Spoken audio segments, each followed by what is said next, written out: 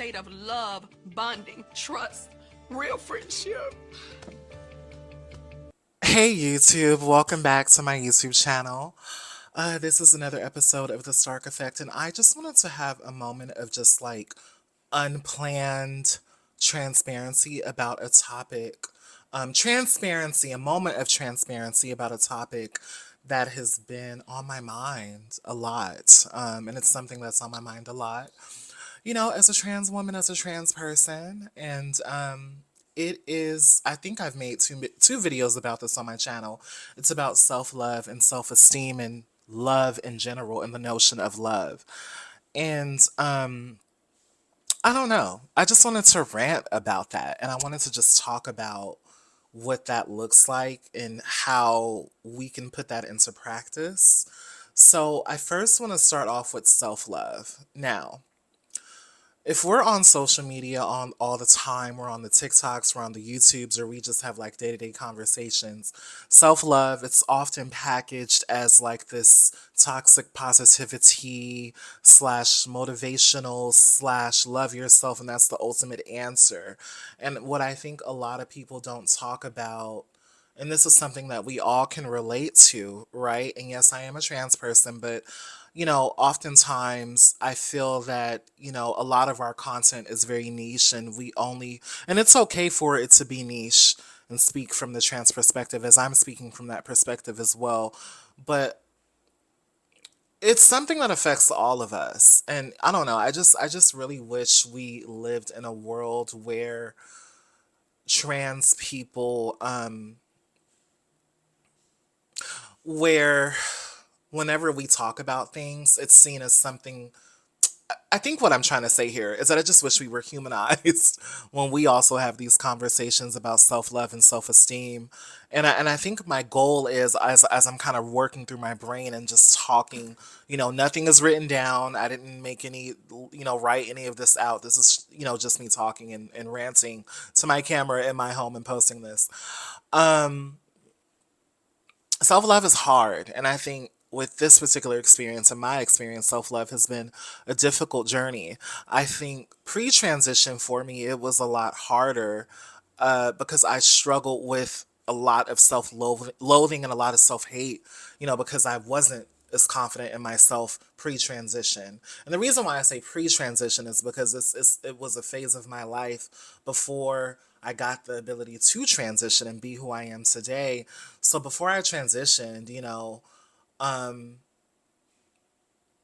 I moved in the world, as a gay man or a gay boy, although I did not feel that way, right? I never ever felt that way. And I think that when I reflect and, I just think about my life sometimes when I look back in the past, I'm kind of like, oh, girl, you was never happy. You didn't really love yourself before your transition. And I think when I think about my transition, it's like an act of self love. It was something that I needed to do. You get what I'm saying? And self love, the journey of self love for anyone and all people, regardless if you're trans or not, the journey of self love is a constant thing. I think as we all live life, is something that you constantly have to work at. So many times I think that some of us, not all of us, but some people spend their whole lives always constantly bragging about, oh my God, I'm healing. I'm on a self-love journey. And they treat it as if one day they're just gonna arrive and have this aha moment of, oh my God, I just love all of me and it's 100%. In my opinion, I don't think it'll ever be that way. I think the magic of life is that life has its ups and downs, and there will be moments where we as humans are constantly, constantly, constantly, constantly tested. And self love shows up in many ways, in my opinion. I feel like self love shows up in the way that we think of ourselves in the messaging that we tell ourselves. Like when we're at home by ourselves and we're probably having a bad day and we have negative thoughts and our insecurities might come up as women, as trans women, as people in general, or if you're a man, everybody, I hope most people have thoughts, right? And sometimes you have positive thoughts and negative thoughts. I think self love comes into play when you probably are having a bad day and you probably do have negative thoughts, but you're able to fight through that and push through that. Or you're able to allow yourself to feel how you feel and acknowledge how you might feel bad or feel low, but pick yourself up and still see yourself and still see who you are and how you deserve happiness, how you deserve to feel peace, how you deserve love. Love in any form, love is not always a romantic thing. It could be in the community that we have. It could be in the relationships that we have. And when I say community, I mean our friends. You know, if you are like volunteering or showing up for other people or just supporting people, that's the form of community too. Or it could be online when you're engaging with people. Like there are people who I feel like I'm in community with, like trans women who I never met a day in my life, but we literally have been friends on the internet for like years, and we talk quite often, and we check in with each other about how we as women are trying our best to just keep our heads up. You know, we're trying to love ourselves, we're trying to grow. There's one friend of mine, I'm not gonna say her name, but me and her, we've been, oh my God, we've been friends on social media, I think like 6 years now. It's been a minute. I think I started talking to her randomly like in 2020 or 2019. And we followed each other on social media. I forgot how we found each other exactly. But she is a black trans woman who I like, she's amazing. Um, and we have a lot of great conversations, and we don't have these conversations every day, but we have moments where she'll just like check in with me about something that's affecting her personally, and I have moments when I do the same, and it doesn't happen all the time, but whenever it does happen, I love how I could really like connect and relate to her, because a lot of my friends are cisgender women, and like sometimes I love my cis woman, right? But sometimes I feel like there's like a limit to where we just can't relate on certain things, or they might not have the capacity or really want to make the space to just hear me out and understand me.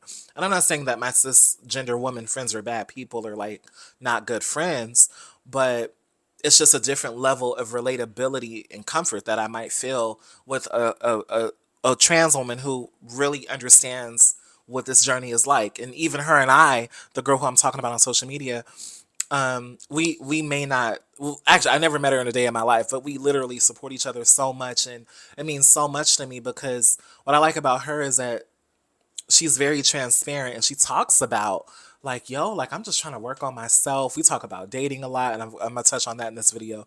We talk about dating and stuff, and how as trans women especially, we also talk about trans misogyny and how that has affected us as black trans women.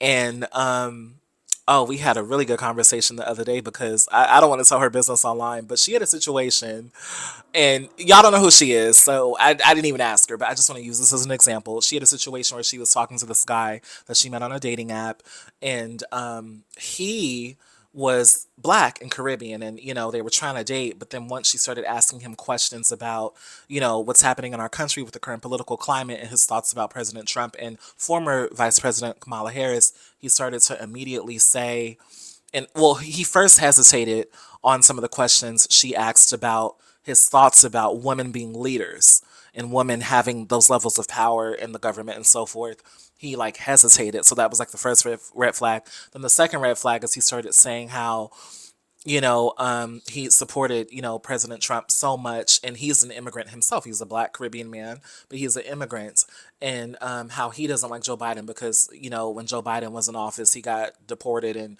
he has to pay like some fees because his visa expired, and he had all these issues, but he wound up like losing his citizen. It was weird. He had some difficult situation with his citizenship, but now he has gotten that, and he lives here, and how basically he supports Trump despite the atrocities that are happening to brown people, you know, Latino people, Latinx people, literally facing mass deportation, families ripped apart, National Guard is here, all of that, right? But she was just saying how she was shocked because not only did he turn out to be misogynistic, but he also was like very like xenophobic in his thinking and just like very like anti-immigrant and so forth. And I shared with her a story that I actually went through recently on a dating app as well. I was talking to this guy, and the mistake that I made is I gave him my phone number a little bit too early. And, you know, I don't know why. I never learned my lesson with that.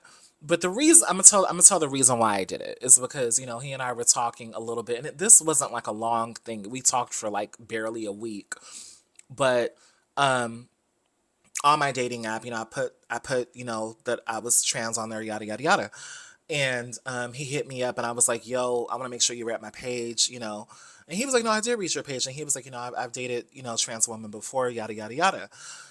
And he was like, can I have your number so we could just talk and get to know each other? So at first I was like, I don't really like giving out my number because every time I give out my phone number to a dude really, really fast, it always goes left. I don't know why that always happens to me. I never ever have a good experience with online dating whenever I give out my phone number too early. It just never works out. Either the guy is like, trying to be on some other type of time, or he starts being disrespectful, or he turns out to be like crazy because it's a lot of creeps on the internet. So it's like I get that the girls, we all want to talk to our men, or and we all, are trying to really date, or we're just trying to have fun online or whatever we're trying to do. We grown, you know what I mean? But what I've noticed with me is that the guys sometimes they tend to be like crazy disrespectful. So I don't know if it's like a them battling being a chaser and then they hate themselves and they're looking for like they're like predators kind of they looking for like a victim. But there's some crazy people on the internet. But I shared my experience with her and basically he and I talked for literally 2 days. And the very first conversation that we had on the phone, this man was batch. Well, he didn't come out the gate being bat shit crazy, but his questioning was very direct, and it felt his tone of voice. And I'm not trying to tone police a black person, but his tone was like really aggressive with how he was talking to me. But he was just asking me basic questions like, what kind of woman are you? What are you looking for? But it was the line of questionings. It felt like he was an incel. It felt very red pill. It felt very Kevin Samuels. For example, one of his first questions to me was, "So tell me what kind of woman you are, so I could see if I'm wasting my time as a man because I'm a real man and you may not be used to a man like me. A lot of y'all women, a lot of y'all women's, y'all not used to real men and I'm a real man and I bring this to the table." And I was on the phone like, "Girl, what are we doing, girl? I don't know you. You got to chill out." And I told him that and I vocalized. I'm like, I appreciate your questions, but chill the fuck out. Sorry for my language. I apologize for cussing. But I was like, your questions are good, but your tone and the way you kind of coming at me with your questions are just a bit abrasive. I don't know if you're aware of that. I'm aware of that, and I don't, And he was like, "Well, I've had other women tell me this, but it's not my fault if y'all feel away. Y'all just got to deal with it because y'all not used to a real one." It was always about him being a real one and how he was a man. Then the conversation turned into him feeling emasculated by me speaking up for myself and just letting him know how to talk to a lady. Because for me, I was like, "Look, I'm a lady. All right. So you got to come at me correct. I don't know what other girls you've been talking to, but the way you talk to me, you're going to talk to me like with respect. I don't know who the hell raised you, but you have to get it together." And he wasn't trying to hear that. And then it was weird because he would apologize, but then he would go back to the incel red pill rhetoric and the questions. It was a mess. Long story short, that resulted in him berating me a lot and him telling me how basically I don't listen and how I irritate him because women act like this all the time. It was literally a mess.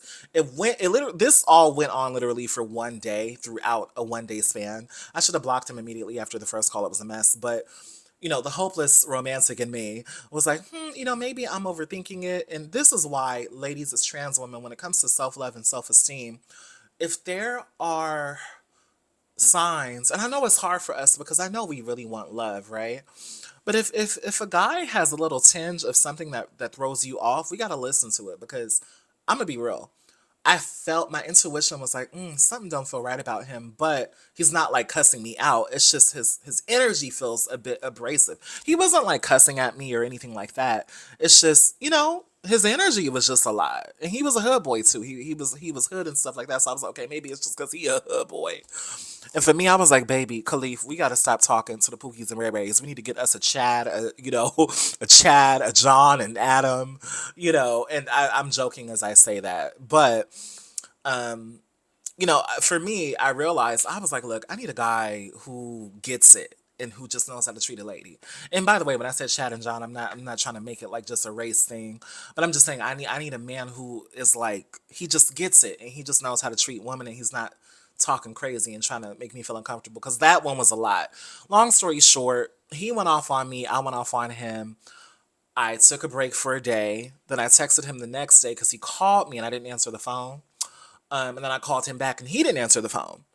And then, y'all, like, I literally had to talk to my shrink about it because I was like, Shrink, listen, this is what's happening. And I'm trying to really catch this with men. I gotta, I'm still growing and working on my self love and self esteem because I know that I care about myself and love myself. But we all have our things as trans women and as women in general, right? And sometimes I think that when we've been single for a long time, or when we are like, okay, I'm trying to put myself back out on the market, because that's what I was trying to do. I was like, girl, let me put myself back out here because I'm trying to find me a husband, child. Okay. Sometimes we get into this, or at least me, I'm gonna speak for myself. Sometimes I'll probably get in a headspace where I'm like, okay, let's try to give him a chance. Maybe he's not disrespectful. Maybe I'm being overly sensitive because I know I could be sensitive sometimes, and I am an overthinker. But what I want to say is that if you feel any inkling of a man trying to be misogynistic, especially if you're a trans woman, that is a form of trans misogyny, where he's using these talking points of, a woman needs to be a woman and you gotta act like a woman and you gotta carry yourself like a woman and listen to a man. Literally, me and him are on that phone arguing, y'all, and I was like, I don't like how you talking. It gives very like, it just gives misogyny, and I literally said that to him. His crazy stuff didn't even know what misogyny meant. And I was like, why am I lowering myself? No shade. And I'm not trying to look down on him, but he just wasn't on my level in that way. He just did not understand what that meant. And I'm not trying to look down on him or nothing like that, but I need a guy who gets it. You get what I'm saying? So I say all this to say, I texted him the next day, y'all. And by the way, I told the trans girl about this. I'm about to wrap this up. I don't want this video to be super long. But I text him the next day and I say, hey, I don't think we're a good fit for each other. This is not going to work out. And the reason why I said that is because literally within the first 30 minutes of our first phone call, we were going back and forth about my discomfort with how he was talking to me and him apologizing, but not understanding it, and then us constantly bumping heads because both of us were, he didn't like a woman who just stood up for herself and asked him questions and said, hey, treat me a certain way. And then I didn't like him and his abrasiveness. It just didn't work for me. Maybe some other trans girls like that. I do think some of the men who like trans women, I think some of them are in this very over performative macho masculinity thing. And he and I even talked about that. I was like, yo, I feel like you're like doing too much. Just chill out. You don't have to be so rah rah rah bravado. Just be yourself. And I told him flat out, I was like, I feel like you're not being yourself. I feel like you're trying to act like a man. I was like, if you are such a man doesn't have to say he's a man. You get me?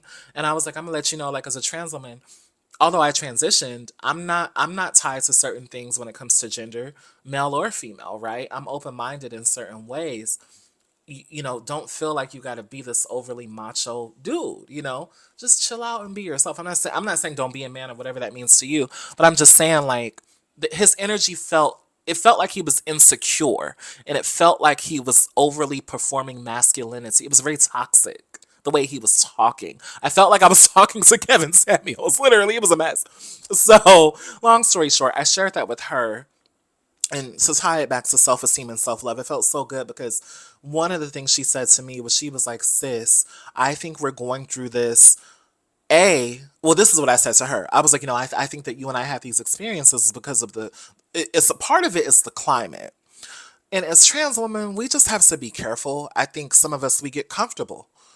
Some of us, we just think like some of us, we get comfortable, or we forget who we are when we navigate the world. And what I always say to trans women is like, look, it don't matter how pretty you are, it don't matter how much you pass, men are still going to be men. That misogyny is going to come out, and because you are a trans woman, it's going to hit you a little bit differently than it hits a biological cisgender woman, baby. So we got to wake up and smell the coffee and know who we dealing with in this world. And I told her, I was like, look, dating in 2025 in Trump's America will be a lot different. So we just got to be safer. because the men are on one. The men are showing they ASSS, and that's all races, black, white, all of them, Latino.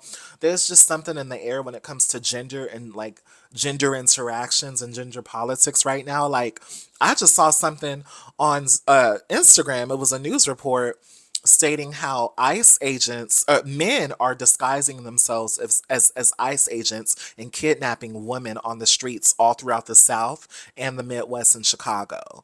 I saw that on Instagram and I was gagged because I was like, this is a really spooky time to be a woman. Like, so women all together, but especially my trans girls, like we just really have, especially if you black or Latina, we really gotta just like watch our own back and we gotta support each other.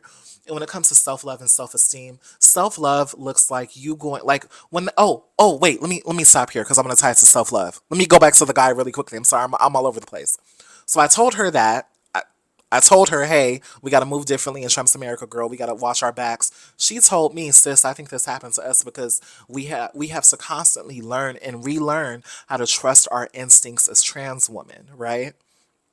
And then I mentioned to her, I was like, yo, like, it was crazy because when I sent him that text saying, hey, I don't think we're a good fit, I don't think this is going to work, his response was, well, you weren't really talking about nothing anyway, so just go ahead and move around because you wasn't really about nothing. You wasn't really talking about nothing. Then his second response was, also, too, you ain't even all that pretty. You ain't even all that pretty. That's what he said. And girl, I just blocked him because I was like, baby, I'm not about to go back and forth with you because literally on the phone call, there was one interaction we had like three phone calls, but on one of those phone calls, not the first one, this was like the third one, um, I was telling him to watch his tone, because it was something going on with his phone because we were talking on the phone. This was like 2 nights ago. We were talking on the phone, and he was at work, but he had bad service, and he was telling me a story, but his voice kept cutting out due to bad service. So it was one of the parts of his story that he was telling me. And I was like, yo, could you repeat that point? Did you just say this? I just want to make sure I heard what you said correctly. This man said, you need to clean your ears out because, you just don't listen. And he started like kind of yelling at me on the phone. And I got triggered. And I was like, I literally told him, I said, yo, watch who the fuck you talking to. I told him that literally. My fake New York came out. But no, for real. It triggered me and it brought me back to where I had to kind of look up on him. And I was like, watch who you talking to. Don't talk to me like that. You are going to respect me. I don't know who you are playing with. I'm tired of you playing with me. Don't play with me. And I literally told him that on the phone. And then he was like, you not. He was like, you ain't gonna say it to my face. I bet if I was in your face, you wouldn't say that, girl. As soon as he said that, I hung up that phone, cause I just was like, girl. So I say all that to say, let me reel it on in. Let me reel it all in. When it comes to self love looks like when a man or anybody insults you as a trans woman, you have to do the work and pick yourself up after that, right? So when he told me that I wasn't that pretty, I knew it came from a place of his ego being bruised because he got rejected. Literally, the night before he told me that I wasn't even all that pretty, which was yesterday or the day before yesterday, I think it was yesterday. This was yesterday. So the night that it happened, I was like, oh, his ego is bruised. And then I was just like, well, it's funny how you're saying I'm not. I thought this to myself. I was thinking, like, it's funny how this man is saying I'm not pretty. But the previous night, our first day of talking on the phone, Thursday, um, he literally was telling me how beautiful I was and how gorgeous I was, right? So, when you get rejected out, now all of a sudden I'm not pretty. And another thing I felt, because he was a black guy, another thing that I kind of felt, and I don't know if it was just me being in my head, but dating in LA, LA is very colorist. I'm just gonna be honest, and I'm very confident in who I am, but the black men out here, they don't always check for the black girls. I'm not saying all of them think like that, but a majority of them don't really prefer dark skinned women, right? So they don't prefer us. We can say it's colorism, we can say it's not. Some of them say, oh my God, it's just my preference. I'm not colorist, whatever. At the end of the day, there is a stark difference between who these black men are dating, and we can see it, and it's just the reality of the situation. There are black men who are attracted to me and try to talk to me, right? I'm not saying this is across the board, but in LA, it is a thing in Southern California in general, not just LA. Southern California has this weird thing with colorism when it comes to black women in particular. So that's just a thing in California. It's just very colorist, right? So That was kind of in my mind when he insulted me, because I was like, okay, are you just saying this because I'm a chocolate girl? Because if I was a Latina girl or a light skinned black girl or a black woman who didn't look black, because they have a new phrase on TikTok, y'all. It's called the unambiguous black woman, right? That's what they call it. So I am the unambiguous black woman. I look like a black woman. I read as a black woman. I don't look mixed or nothing like that. I'm proudly a black woman, and I have the features of a black woman, right? um I thought to myself, I was like, "Wait, is he insulting me because I'm a chocolate girl? Like, where is this coming from?" Because men do say things to me, and I've had things said to me in the past. But one thing I've never been called is ugly. Okay, I've never been called ugly, but well, have I had guys call me ugly? I've had guys call me like the B word when I reject them, or they just flat out say I'm a man or something like that, child. But never ugly. So, anyways, I took it to the chin, and I was like, okay, that's just him being insecure, because I know I'm not. I know I'm not ugly. Even if I'm not the most prettiest girl in the world, I think I'm an attractive woman, and I know that I'm an attractive woman, even if I don't fit the beauty standards, right? So when he took a shot at me, I was a little offended, but then I quickly remembered, and this is where self esteem and self love comes. I had to fight that negativity in my mind, literally. And I was just like, that's not true, because I pulled you and I could pull anybody else. Like, I'm not ugly. So even if it's more difficult for me because I'm dark skinned and I'm trans, I'm not ugly. And even if there is a girl who's prettier than me, I'm still not ugly. And I know that I'm not ugly, right?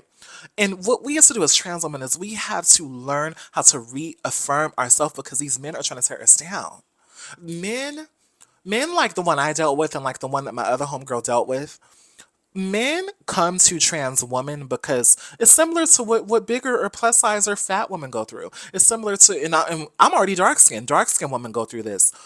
Women who are just not a part of the conventional beauty standard, whether you're plus size, whether you're darker, whatever you are, if you don't fit that conventional beauty standard, men know that, right? And what happens with trans women a lot is that the men will come, and some of them will prey on us because they feel like we're insecure, and they're looking for that insecurity. And there are some men who just are sexually attracted to trans women, but they walk around with their feeders out like, I just know any trans woman I could hit.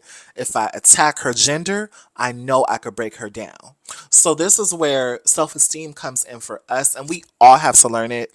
I work on myself a lot. Like, I do positive affirmations.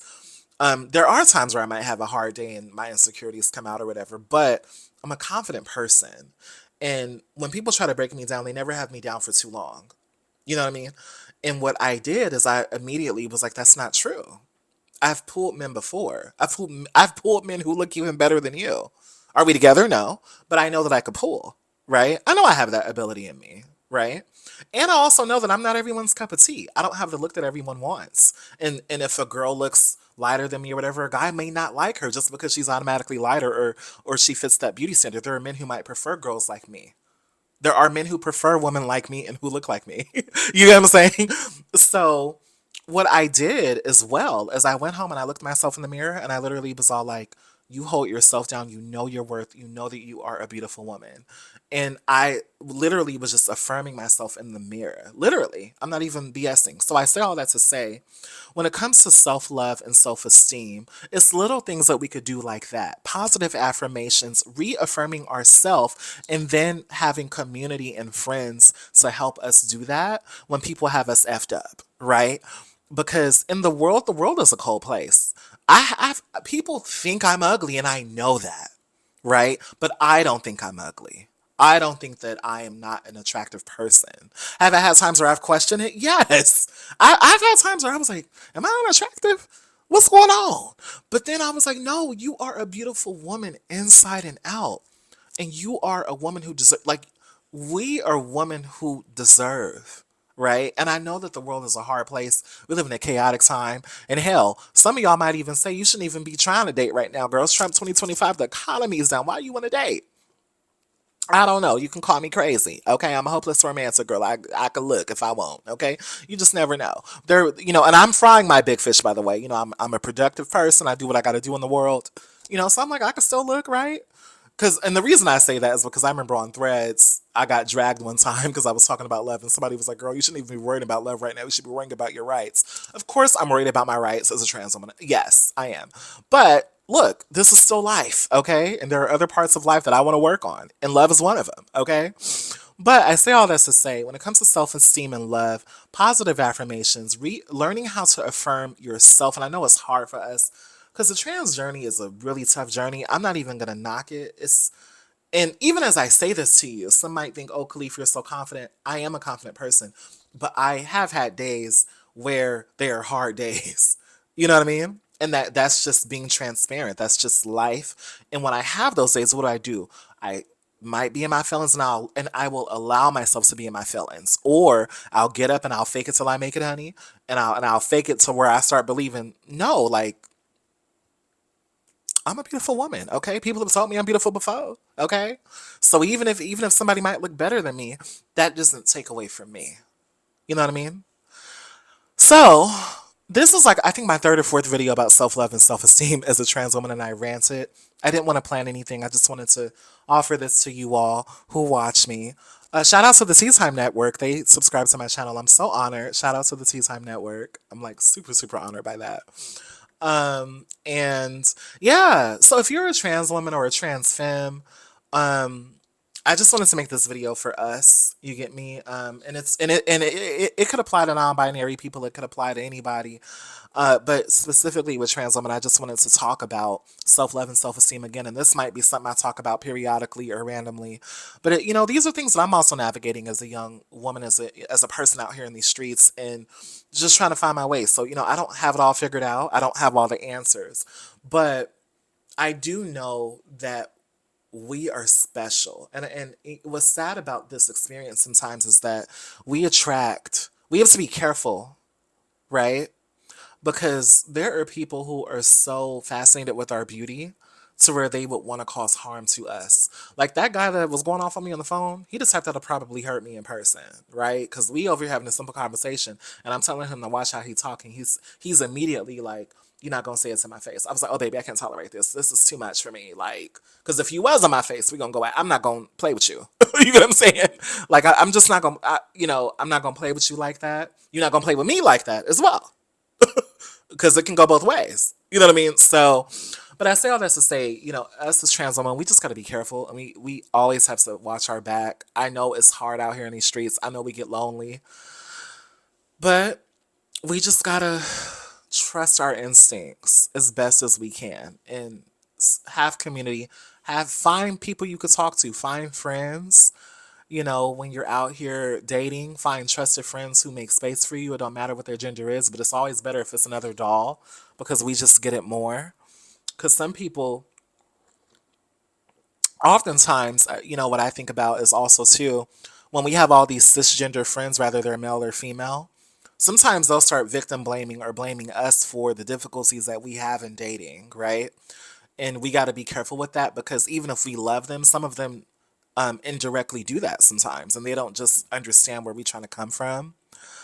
When you're dating cisgender men, because me, I date cisgender men, and now it's not a now thing, but I'm also open to trans men as well. I've been open for like the last 3 years. I've never dated a trans man, but I'm open, right? So if I met a trans man and if he and I had good compatibility and chemistry, and if he made me feel comfortable and I made him feel comfortable and safe, and we just were friends and worked on that, I would totally date him. You know what I mean? Um, we just have to be careful. Okay, cisgender men in general, but men, and how they're moving right now is a lot. And I'm not saying that all men are bad, right? But it's a different time. It is a different time.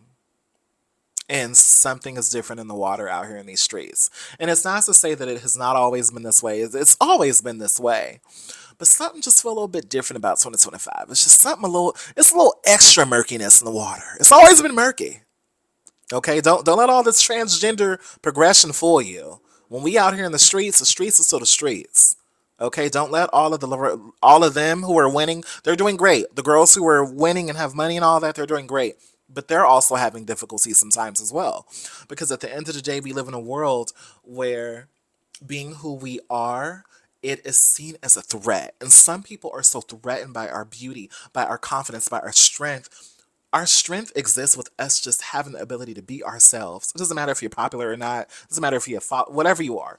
You existing as a trans woman, for some people, it just causes automatic discomfort.